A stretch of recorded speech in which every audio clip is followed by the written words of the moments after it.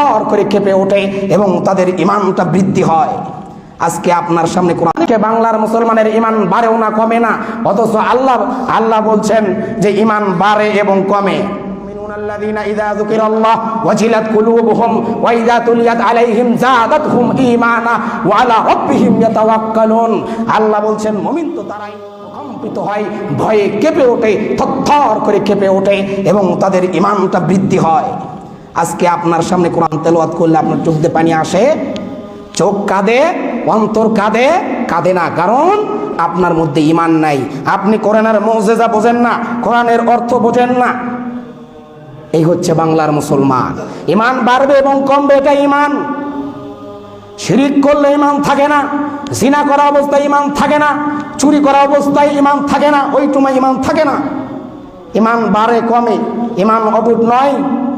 তাহলে কেউ যদি শিরিক করে তাহলে তার ঈমান কেটে যাবে, কেউ যদি শিরিক করে তাহলে তার ঈমান কেটে যাবে, কেউ যদি শিরিক করে তাহলে তার ঈমান কেটে যাবে।